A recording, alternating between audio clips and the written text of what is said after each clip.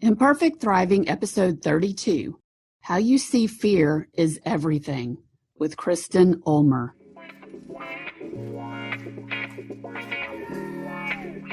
This is the Imperfect Thriving podcast with Kathryn Ely. Imperfect Thriving is a way of life, really. This podcast is a place for you to learn mindful and intentional ways to move ever closer to the life you want. Imperfectly, of course. Fear is with us every single moment of every single day and pretty much every single interaction we have, even if we're not about to give a huge presentation in front of an auditorium of people. And it's such a huge part of life.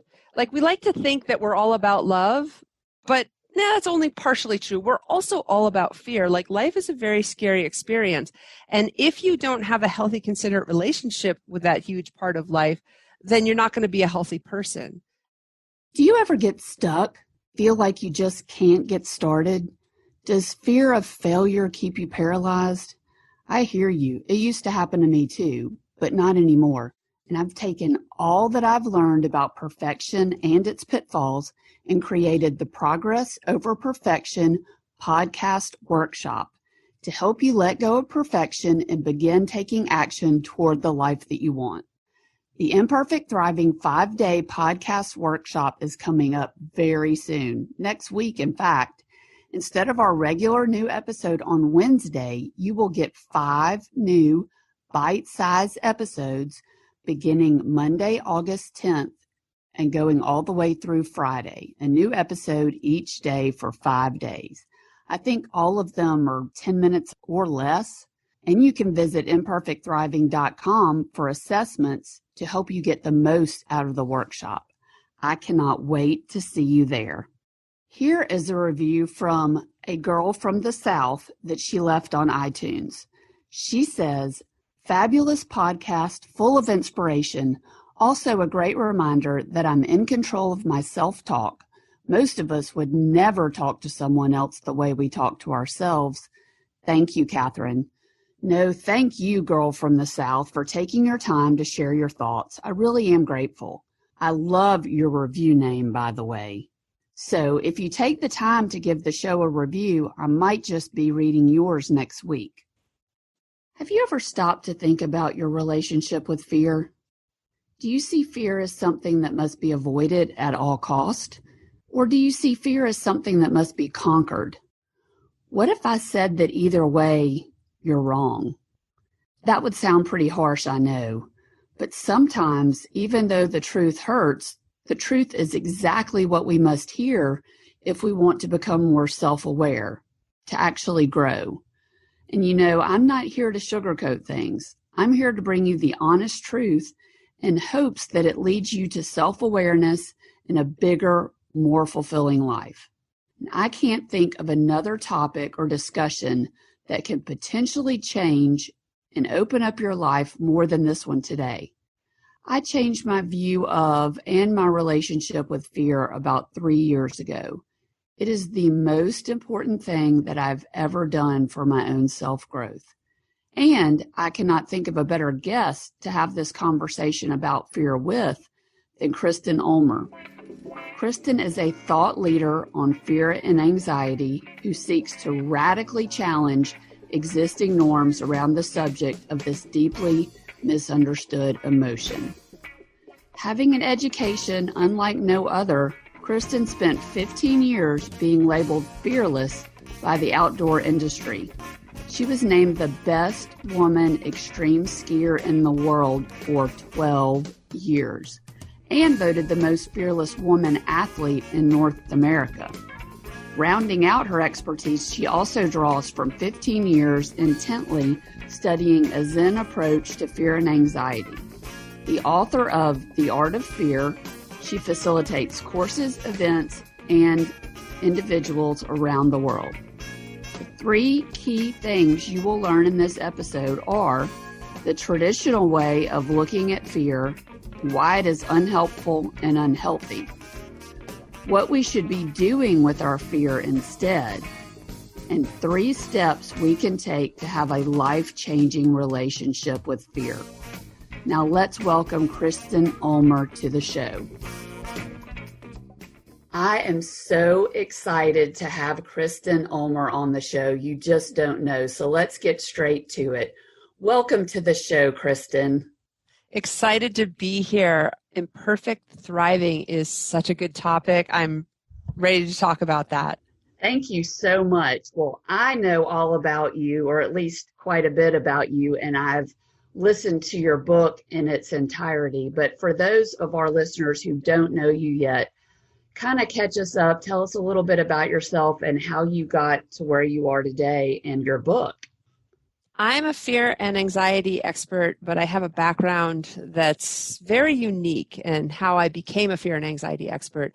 I didn't learn about fear or anxiety in school, or I'm not repeating the same old information that other self-help gurus are repeating. I came to my own conclusions through personal experience.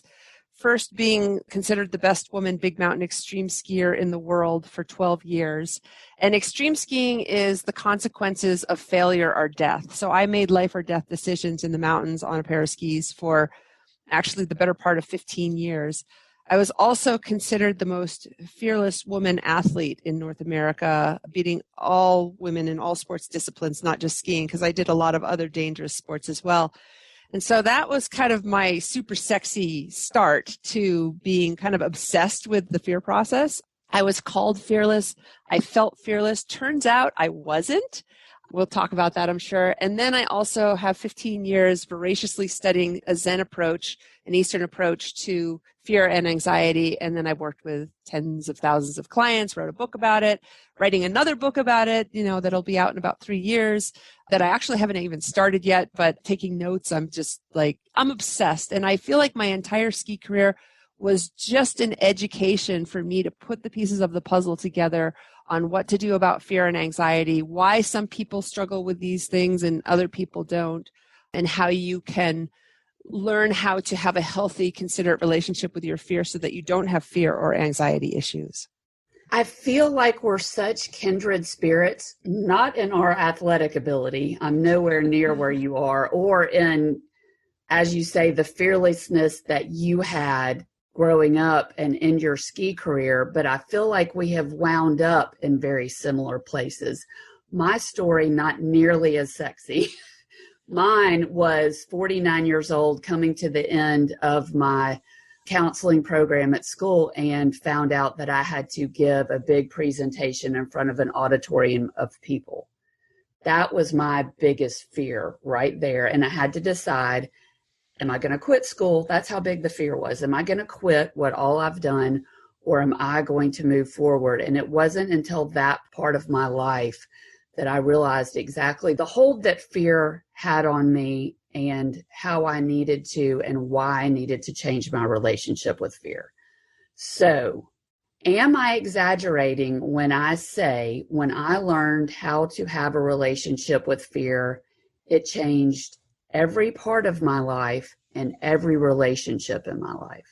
No, that would not be an exaggeration, because fear is with us every single moment of every single day and pretty much every single interaction we have, even if we're not about to give a huge presentation in front of an auditorium of people.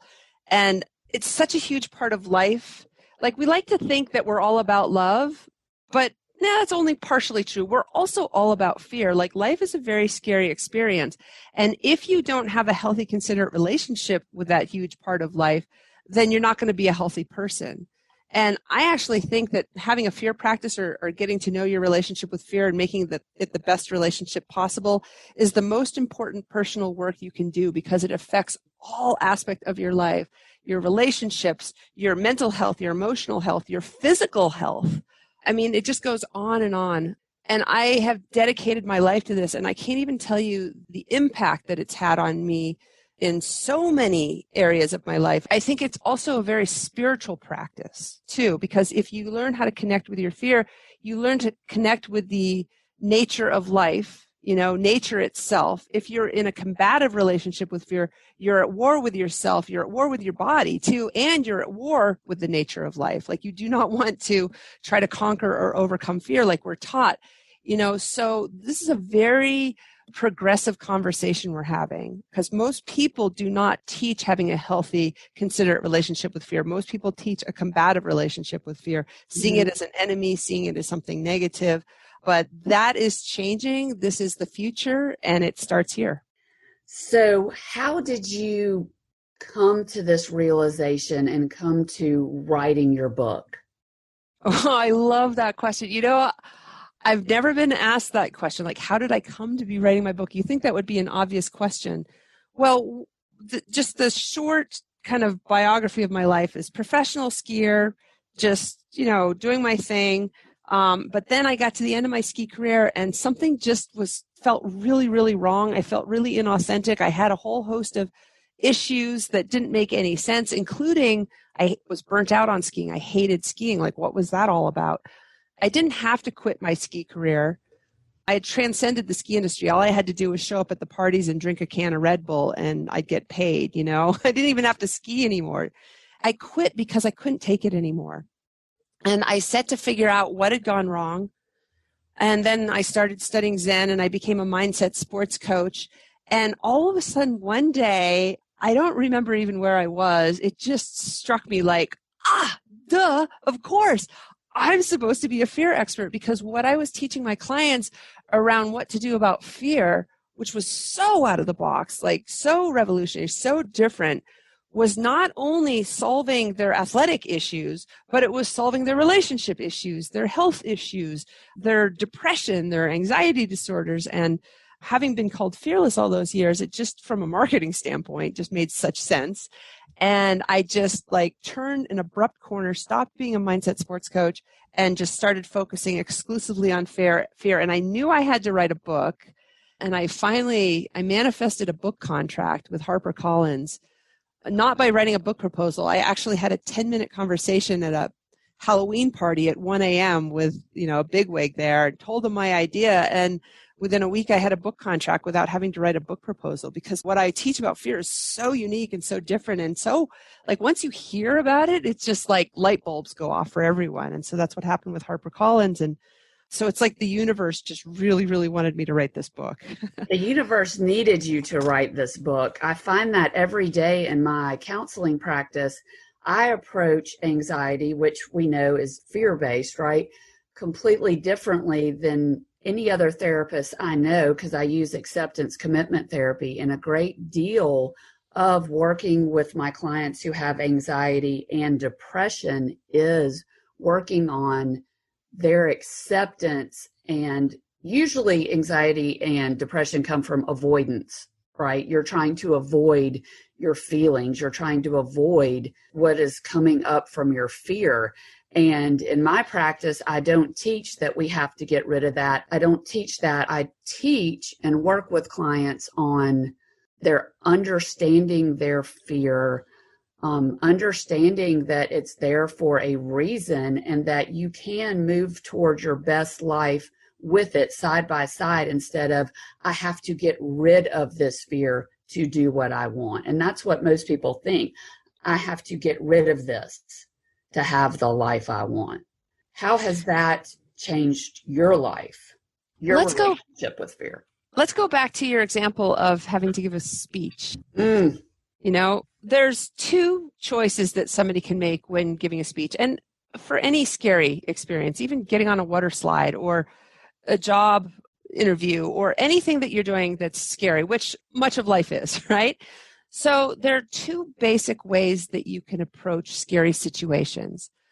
The first way is to try to conquer and overcome the fear, kind of breathe it away, breathe in calm, breathe out fear, rationalize it away, like, oh my gosh, I've been practicing this speech for months, I've got this, like, I'm going to do great. And that's mostly what we're taught to do. And I think that it works. There's a reason why it's taught, because it works. And there's been a Harvard study, actually, that you can breathe in calm and breathe out fear, rationalize it away, and it takes about 4 minutes to kind of calm down. That seems reasonable, right? But the problem, though, is you've just spiritually bypassed fear. And Carl Jung, whatever you resist persists. So you've resisted it. You've resisted the natural fear practice of a process. Of course, you're supposed to feel fear if you're about to give a speech or do anything scary. And it works, but there are consequences for that, in that you've just kind of bookmarked it. And then that fear, like, see it as a person, like a child or a roommate in your life that has something to say, and you're just like, la, la, la, like, I'm not going to deal with you. I'm just going to put you out of my mind. Well, it's going to piss it off. Mm-hmm. And then the fear is going to come back later, louder than before. And especially if you do a lot of job interviews, or you do a lot of scary things, or do a lot of speeches, the next time you give a speech, it's going to be louder. Yes. And it's going to take 5 minutes to get rid of it. And then the next time it's going to be louder still, until eventually you're like, heck with this. I'm not doing this anymore. This is too stressful. So whatever you resist persists, grows louder, stays longer, becomes more and more persistent. And, all these things that people do to get rid of fear, meditation, yoga, getting outside in nature, and fear and anxiety, mind you, are kind of the same thing. So to get rid of anxiety, all these things are not meant to be treatment for anxiety. Yoga is not meant to be treatment for anxiety. It cheapens it. So is meditation, but they've just become Band-Aids. And next thing you know, people, because it keeps growing and growing and growing, they have to do yoga or else they can't function, or they have to meditate 2-3 times a day, or their life becomes unraveled. And so eventually people just give up and acquiesce and start taking anti-anxiety medication. And that is basically the domino effect of that kind of practice, which, mind you, works temporarily. Right? And that's why it's taught, mostly because people don't know what else to teach. So that's a big kind of long, story about what happens when you try to breathe away, fear and calm down and rationalize it away, or false evidence appearing real, right? So that's the first option. Mm-hmm. And it's proven by science to work, sort of, temporarily, with long-term consequences. The second possible way to deal with your fear when you're about to give a speech is what you're talking about, what I'm talking about, which is just starting to be explored as well. In that same Harvard study, this technique actually calms down fear in 4 seconds. And you do this without repressing it or pissing it off so that it doesn't come back and persist later. So what it is just, instead of turning away from it or trying to get rid of it or replace it with something more pleasant, you actually turn towards it and you allow yourself to feel it. And you call it acceptance commitment therapy. Like, I accept that fear is here. I commit to the fear. Maybe that's not the right language. For me, it's more about, yes, acceptance. It's a step in the right direction, but, it's still a little passive, but embracing it, feeling it, being intimate with it, like kind of doing a dance with it. And next thing you know, you have an optimistic view of fear. You see it as an asset and an ally there to help you be magnificent, be more sharp, on point, to focus better. Like, it's like I'm Batman and fear is Robin, and we're stronger together than apart. The first way is the power that you might get by punching Robin in the face, right? Like, that son of a bitch, I punched him in the face. But you've just kind of rendered yourself weak because you've now lost this asset and an ally that is fear, aka Robin, right? Much better is to embrace Robin, and much better is to embrace the fear and see it as a positive. And that's actually then what it becomes. And there's huge opportunity in that. And the thing is, kind of like that upset roommate child, like, you turn towards it and give it some love and attention, just like children will, it also calms right down in 4 seconds. Yes. And then you still have it as an asset and an ally to help you give a great speech or a great interview. Yes. Or if it's on a water slide, like, fear is fun. If you have a positive attitude about fear, the fear just becomes fun. And taking it back to my ski career, we look at extreme athletes and we think, oh, they're fearless. That's not true. We just really enjoy fear, and we really enjoy feeling it. And then it doesn't feel like we know fear to feel. If you're in resistance to fear, it's the resistance to fear that's the awful feeling. Yes. But if you enjoy feeling fear, it doesn't feel bad. It just feels like excitement and focus. And it's a wonderful feeling. And it takes you into a altered state of flow or zone. It helps you bring your A game to what you're doing, takes you into the present moment, and little else does. Like, if you embrace fear, if you have an intimate relationship with fear, flow actually comes for free. Absolutely. Absolutely. I could not agree more that if you try to push fear away, you can push it down for a little while, like you would a beach ball in water, but it's going to pop up stronger. It's going to pop up louder. And what eventually starts happening is your life shrinks, right? You do less and less. Your comfort zone that you stay in actually becomes smaller. And that's what happens when people are overwhelmed with anxiety and depression. It's because they quit doing things that brought them joy because of their relationship with fear. What I try to work with my clients on is keeping one foot out of that comfort zone. If you take the fear with you, it enlarges your life, but not if you stay in the comfort. If you stay in the comfort, it's just going to eventually shrink. So I love what you just said right there. Well, let me riff on that because there's two things that came up. I'm going to explain exactly why some people have anxiety disorders even, and others don't, and exactly why people have depression. I want to talk about that, but I also want to talk about what you just mentioned, which is like we hear the saying, everything you want is on the other side of fear. And we think that that means, oh, well, I just need to get rid of the fear and then I'm going to have everything that I want. But that's actually not what that quote means. And I don't know if the person that originally created that quote meant it this way, but this is my interpretation of it, is that everything you want, and let's actually change the quote. It's not on the other side of fear. Everything you want is found by going into the fear. Mm-hmm. Like, for example, let's take Alex Honnold, the guy that free soloed El Cap. Now, I don't expect anybody to relate to free soloing El Cap, and I don't expect anybody to relate to my athletic career. I mean, let's just put it this way. The guy has done the most incredibly scary thing, I think, in the history of humankind.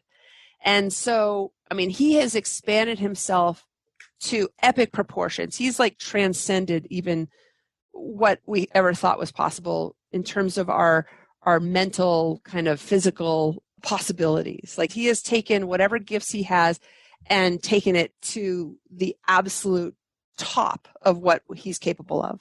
So if somebody wants to do that, there's a rumor going around that Alex Honnold, there was a scientific study done that he has like his amygdala isn't firing. He has a damaged amygdala. That's absolutely not true. I talked to him for 2 hours about this. He just laughed. Like, no, they did some weird test. It's totally not accurate. What's actually going on with a guy like that who's achieved his greatest potential is that he has a willingness to feel fear. Mm-hmm. So we have this comfort zone, and picture it like a ball, and you're still going to feel fear if you're in your comfort zone. But if you're willing to feel fear, you'll be willing to go out of your comfort zone and take a risk. And let's say you just kind of take a little step out of that circle, right? Take a risk where there exists fear, willing to feel fear. You do that often enough, you connect the new dots, and all of a sudden you have a bigger circle. You're now capable of so much more. And then you go for round two. You take risks. You're willing to feel fear, connect the new dots, bigger. And each time two things happen. First of all, it's very expensive for the body to manufacture fear. It takes a lot of energy. So the body doesn't want to have to do that if it doesn't have to. And so just each time you expand your comfort zone, of course, there's going to be less fear, when you're in your comfort zone. Yes. Right. And second thing, there is no learning and growing without a willingness to feel fear. So you just keep expanding who you are. You have less and less fear. You become a bigger, greater version of yourself until you become so big that Alex Honnold was able to free solo El Cap. So taking risks comes from a willingness to feel fear. Can you learn how to have a willingness to feel fear? And here's the thing. There are a lot of fear avoiders, or risk avoiders in the world. What they are is they're fear avoiders. They're thwarting their growth, and they're going to keep themselves pickled in fear because they never expand their comfort zone. And they blame fear for holding them back. But that's not what's happening. Fear is not something that holds anybody back for any reason whatsoever. It's their unwillingness to feel fear. And notice the difference that holds them back. Absolutely. So, yeah. And yet another, reason number 700 on the list of why it's important to have a fear practice is because if you have a fear practice, you become willing to feel fear, and then you can expand to your greatest potential. And you can take your gifts and just take them to the moon and back. Like Alex did. So many follow-ups to that, but the first one is and I don't have any scientific evidence of this. This is my hypothesis based on working with those who do have fear and anxiety. It's that when you keep pushing your fear down or bowing down to it and avoiding the things that cause the fear, you start this internal dialogue with yourself of, I can't handle it. And you're telling yourself you can't handle your own emotions. So it causes more and more and more avoidance. When you start not only listening to fear and letting fear in and changing your relationship with fear, what happens is this confidence that you've never had before, because now you tell yourself, I can handle it. When you can handle that, you tell yourself that in every aspect of your life. And the question is, what is the it that people say that they can't handle? And what they can't handle, I mean, let's say you're taking a flying trapeze class and you say, I can't handle it. Well, usually people are saying they can't handle the fear. Mm-hmm. And no wonder. Like, our society has raised generation after generation after generation of people that just do not know how to deal with discomfort. And the more positive we are, like right now, there's just a big trend, like, we're all about love and make it a great day, and you got to choose your own happiness and have a gratitude practice, all these things, beautiful, intentions. But it's yet more crap of just teaching people how not to deal with their negativity, or it's the spiritual bypassing again. We are like on a freight train, just heading in the opposite direction from being able to deal with negativity by all these positivity practices. Mm-hmm. And I'm a big fan of positivity practices and gratitude, but it needs to be plan B. That's step B in life. The first A step needs to be, you need to learn how to deal with your emotional discomfort or the uncomfortable side of life. And, I say you need to. It's like nobody needs to. But if you want to live a great life, then that's where you should start. And especially if you have issues. And so maybe this is a good time, too, to back up and explain where anxiety disorders and depression come from. Okay. Which entirely come from your relationship with fear. Mm-hmm. So fear, proven by science, first shows up as an emotion in your body. You have this amygdala. It's the manufacturing plant for fear. It's not a thinking part of the brain. There's no thoughts in the amygdala. It's just a kind of emotion, kind of generating resource center. Mm-hmm. And if there's a perceived threat, then it'll send a shot of discomfort called fear into your body. And it's supposed to flow like water into, through, and out of your body and provide for you kind of the energy and resources that you need to bring your A game to anything that you do. Freeze is one of the reactions that you have, like, okay, I just need a pause right now to gather more information, right? Fight, like bring my A game to this task, or flee, like I'm not going to do this. So that's its wisdom. And as long as we're in flow with it, then as soon as the perceived threat is gone, then 10 to 90 seconds later, so too is the fear. Mm-hmm. And we see this in animals a lot. Like there's no thoughts involved. It just leads to physical action. Mm-hmm. And, we complain that we don't come on this planet with like an operating manual or any kind of like sense of how to live our lives. It's actually not true. Fear is a gift from the universe to help us be on point and not screw it up, right? We get that wrong. It's not an enemy. It's not a low vibration energy. It's actually a high vibration energy, and it's wisdom, intuition, and instinct as a gift from the universe. Now, that's the ideal. Here's what we're doing. Humans are a lot more complicated than animals, and we have these big brains, and we really like to solve problems. We're all like engineers, and now we see fear as a problem to be solved. And next thing you know, we're fighting or fleeing the fear itself, or we're freezing when the fear shows up. We don't know how to handle it. And generation after generation, we're fear shaming each other. Like little Johnny says, I feel afraid. And mom says, well intended, there's nothing to be afraid of, which is so not true. Don't be scared. Right? And then it sends a message to little Johnny that he's not going to get his mom's love or attention so long as he feels this, so he represses it. And and on. Like we now then get to work to try to solve the problem, which is fear, which is not a problem at all, but we perceive it that way. And so we do the breathing exercises, the meditation, the letting it go, like, I got this, it's false evidence appearing real. And all we really do in that is we kink the hose. And like, see fear is like water through a hose. You kink the hose, like you stop that natural process that the universe is providing you. And of course, there's going to be problems that come from that. First of all, it's exhausting. Mm-hmm. You stop the flow of any river, or stop the flow of any hose, the beach ball, whatever. It's exhausting to keep that up. And so then picture that the water, and this is what anxiety is, the water then gets backed up and starts recirculating. Yeah. And I see this, it recirculates most people's bellies or in their chest or in their shoulders, their neck, their lower back. For me, when I used to do it, I used to build up in my throat, and it'll show up as an exaggerated version of itself in the form of an anxiety and eventually anxiety disorder if you keep it up long enough. So it's that anxiety is nothing more than recirculating fear stuck in your system when there's no perceived threat. Or it'll show up as kind of panic as well. So that's the first way it'll show up, as an exaggerated version of itself. The second way it will show up, and here's where depression comes in, it'll show up redirected in other ways that don't seem like fear at all. If you are absolutely unwilling to feel fear, well, you have to feel something.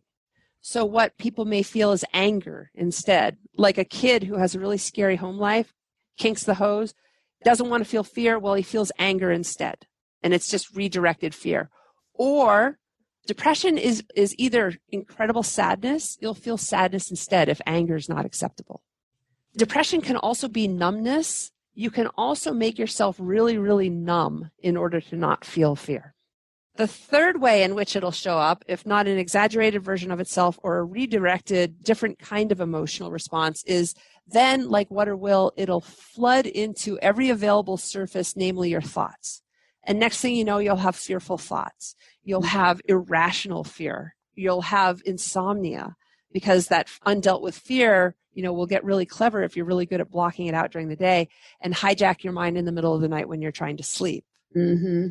And then, of course, you have a compromised body and makes it ripe for illness to thrive. You may, during my ski career, the part of me that ignored fear, I became really rigid and stoic and arrogant, and I started having a lot of injuries after about 10 years because you have to, it's a very violent sport. You have to be more slinky-like in your body.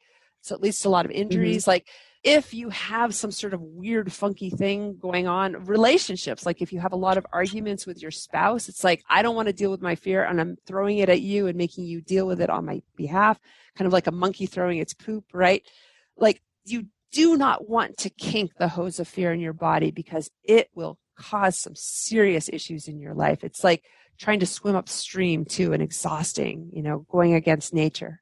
Well, I definitely want to ask you more about how we can cultivate this kind of relationship with fear, but I want to get in a couple of stories about you, especially your story of the beginning of you becoming this world-class skier when you were just a mogul skier locally. Can you share that? Do you know what story I'm talking about? Yes, I do. And I'm going to spin it in a way so that the audience kind of can get something out of it. And during my ski career, I don't believe you learn from experience. You learn from reflecting on the experience. And I had no idea what my relationship was with fear back then. I've actually interviewed 26 now very, very famous professional extreme athletes, Alex being one of them. And even people who are in their 40s or 50s who have been doing these sports forever, they also don't know what their relationship is with fear. Of the 26 athletes that I interviewed, only 3 of them had a clue. And Alex was not one of them, mind you. So it remains a real mystery, but I realized I did some things right by fear and I did some things wrong by fear. And the story you're referring to is I became famous in one day, overnight, by jumping off a bunch of cliffs with some cameras rolling. And I had never jumped off a cliff before. And the first cliff I jumped off was 20 feet, which is actually quite a lot. Yes. And I threw a trick, a back scratcher, where a skier touches the backs of his skis in between their shoulder blades, by arching their back. I'd never thrown a back scratcher before, but that's what the trick of the day was. And that's what the guys that I was watching were doing. And, now everybody jumps off cliffs, but back then this was very new. Only a small handful of guys in the world were doing it. Certainly no girls. And cameras were running, and by the end of the day, everyone in Squaw Valley knew my name. By the end of the week, everyone in the ski industry knew my name. And within 3 weeks, pretty much every single major ski magazine was calling me and asking me for interviews. So I took this huge risk. And the thing is, when I tell this story, there's no mention of fear in my story. And the reason why is because I felt fearless. So what was going on? Like, it wasn't even like I had a cognitive understanding of, oh, I feel fearless. I just didn't have any fear. That's why I got so famous. It's like, yeah, my skiing was really intriguing and really cool and made for good cinema, but the media was just fascinated by my ability to be fearless. And so what I've learned from experience in dissecting that now is that I had a paradox going on. So first of all, why would I jump off cliffs in the first place? Well, fear. Fear of not being special, fear of not being loved, fear of being invisible, fear of never maximizing my abilities and my talents. We look beneath the surface of what makes anybody great at anything, and I can guarantee you that you'll probably find fear. You'll always find fear, actually. You may find anger, too. You may find spite, you may find revenge. There's a cute guy there too, right? Like, let's be honest here. Like, this is why these things happen. It's not because of, will or drive or passion. No, there's usually some sort of demon or insecurity or fear behind our motivations. And people that you admire that do great things with their lives, if they're willing to be honest with themselves and admit it and willing to do some self-reflection, they will tell you that that is the reason why they did great things. No exceptions. And the other thing is, I love feeling fear. And thus it didn't feel like fear. It just felt like excitement and focus and a hunger. Like, passion also comes from fear. Passion comes from anger. I had a chip on my shoulder about men. It's like, oh yeah? Well, watch this, right? Like, I didn't want to be the best female skier. I wanted to be the best skier. I wanted to kick the men's butts, like all of that. So that was what I did right by fear. And I was completely intimate with my fear, and it took me into that zone flow state and helped me do the impossible things that that was so far, out of the realm of, like, even I didn't even know that this was possible. People weren't doing this, much less women doing things like this back then. But here's what I did wrong by fear. I was also really good at ignoring it. And so it's a paradox. It was like a love-hate relationship with fear. And my whole entire ski career was all about my relationship with fear. Kind of like you can have your relationship with your husband or your wife be all-consuming. And can you love and hate your wife or your husband at the same time? Absolutely, right? Anybody who's married will tell you that. So I was really, really good at ignoring fear at the same time. That was the paradox. And you can get away with some sort of resistance, repression, ignoring, controlling, being in your head about it, whatever, for about 10 years tops. So 10 years after I jumped off that first cliff, all of a sudden I had PTSD. I had sleep issues. I started to burn out. I hated skiing. I felt like there was something wrong. I felt like a fraud. I didn't feel like an authentic person. So when you resist fear in any way, the consequences of that are different for everyone. Some people get depressed. I started having a lot of injuries because I became so rigid. Other people can have lower back pain. Other people can just be angry all the time. Like, it's different for everyone, but that's how it manifested in me. And so in many ways, I became a fear expert to heal my own wounds that came from the repression of fear for 10 years. And it started there. And then I've been just taking what I've learned systematically into helping other people since. That is amazing. I know you can't tell us all about it now. We need to read the book to really get a good understanding. But what can we do to begin to have a better relationship with fear? 3 steps. The first step is awareness. It used to be said that knowledge is power.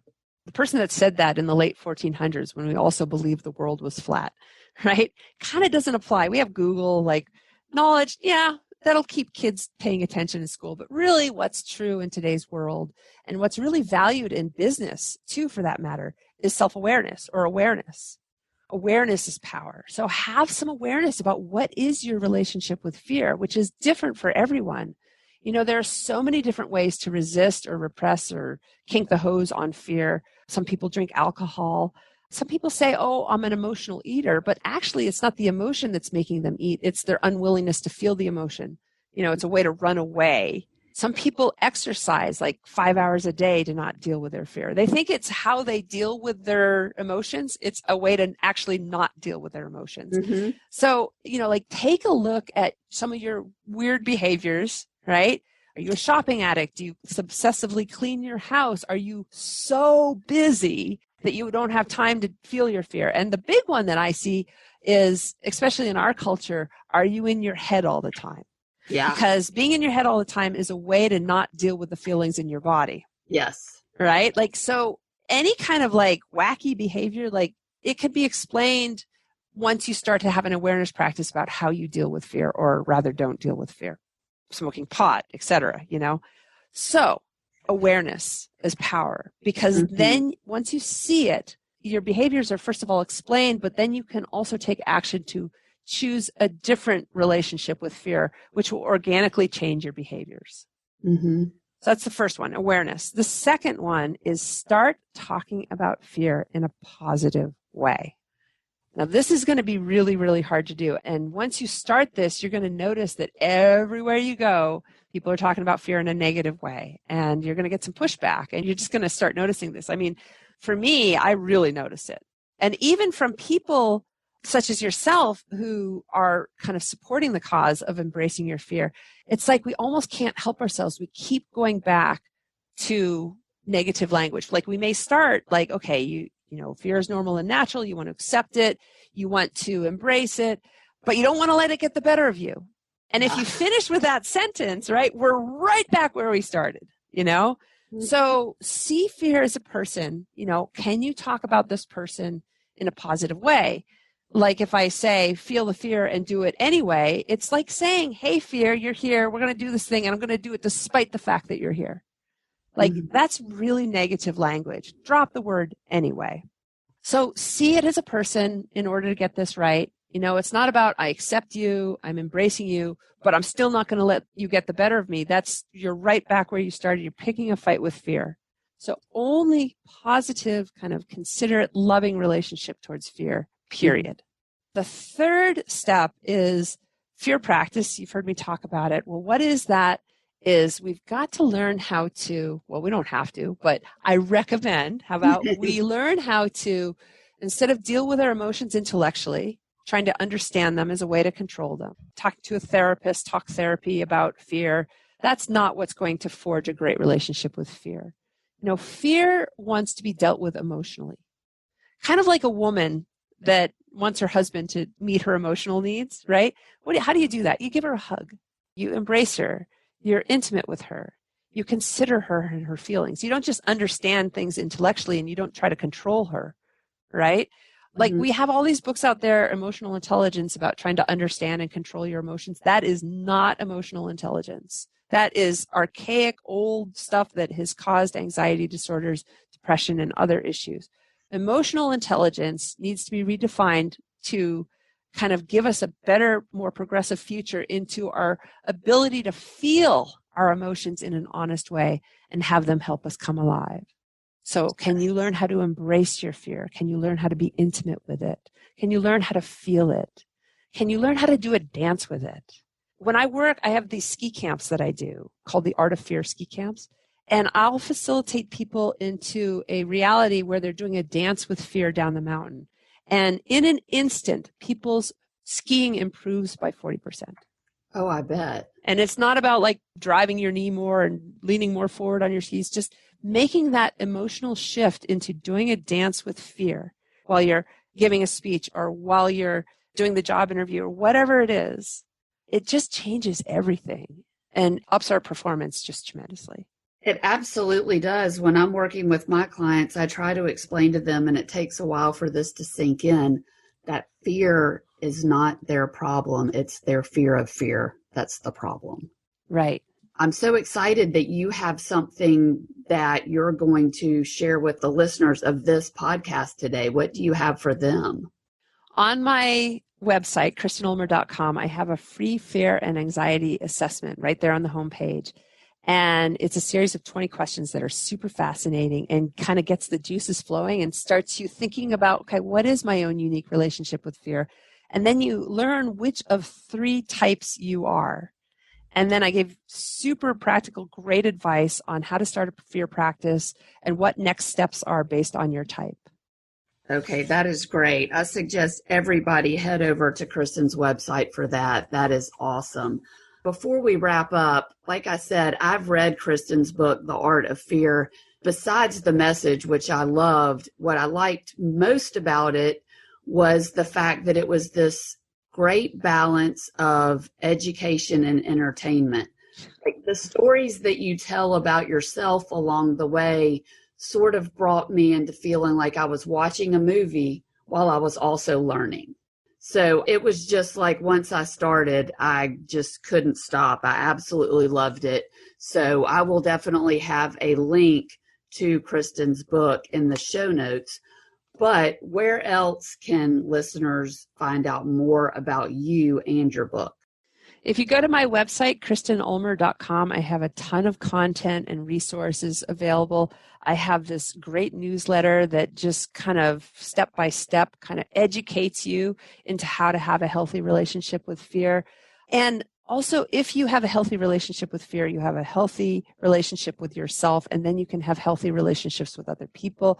Like this is just, it's such juicy, interesting work. I make it super simple, make it super fun, non-threatening.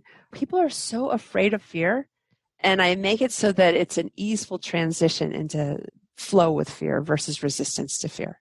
Oh, that's awesome. I love that. Well, I could keep talking to you for forever, but I know how busy that you are. So I wrap up each podcast with asking the question, what is the one important action that you would suggest that we all take today to bring us closer to our best lives? Imperfect action. I would say it would go back to your language. I think that it is the most crucial first step. Why don't I just narrow it down? No more fear shaming. No more fear shaming to other people. No more fear shaming to your children. No more fear shaming to yourself. This is going to be very hard to do, though, for people. And because fear has such a negative stigma, and you're going to get pushback from people. Mm-hmm. Like recently, I went through a difficult time, and a friend of mine who is a life coach came up to me and said, how are you feeling? And I said, I'm really angry, and I'm really sad, and I'm really scared. And he's like, well, you can't let those things eat you from the inside out. You need to move on. And I'm like, hey, do not shame me for feeling my emotions so that you can feel more comfortable. You know, they're here for a reason. Let me enjoy them, right? And he was a life coach, right? Like he knows better. And he wrote me an email afterwards. He's like, I am so sorry. You're absolutely right. And I don't know, like people just feel so uncomfortable around other people's fear, around other people's sadness, around other people's anger. So that involves not apologizing when you cry. That involves also being mature about your anger, of course. And it also involves owning your fear. You know, when somebody says, how are you doing today? Instead of saying, I'm doing fine when you're not, you just say, well, I'm really scared today. And they say, oh, well, you don't want to be scared. And say, no, let me have it. Like just practice that. Yeah. And it'll change your life so fast. I love that, y'all. You heard it straight from Kristen. No more fear shaming. Start that today. That is the next step that you can take towards your best life. Kristen, I've had the best time talking to you today. Thank you so much for being on the show. Well, Kathryn, I have to say, when my book first came out, I Googled my kind of style of teaching about fear, and I couldn't find anyone in the world that mirrored it. They would take a gentle step in that direction, but then they'd go back, to resistance. And since then, I've found 13 other people who just really, truly get it and teach this. You're number 14. Oh, thank you. And I'm keeping a list. Much. I'm putting you on the list. So you are the future. What you're teaching, you're very progressive. I love what you're doing. Huge hug from me, and it's just important work. And we're, drop by drop by drop, we're just going to become a mighty river in getting this message out so that people don't have to struggle with anxiety disorders or depression in the future, insomnia, all those things. So thank you. Oh, thank you. I think we should take at least all of our 14 of ourselves and have a big party when this is all over. And I think we should all find a way to work together toward this wonderful goal. So keep that in mind, and I hope that we can talk again in the future. Please. Thanks so much, Kristen. Imperfect Thriving is a part of the Practice of the Practice podcast network, a network of podcasts seeking to help you thrive imperfectly. To hear other podcasts like the Bomb Mom podcast, Beta Male Revolution, or Empowered and Unapologetic, go to practiceofthepractice.com/network. This podcast is designed to provide accurate and authoritative information with regard to the subject matter covered. This is given with the understanding that neither the host, Practice of the Practice, or guests are providing legal, mental health, or other professional information. If you need a professional, I encourage you to reach out to one.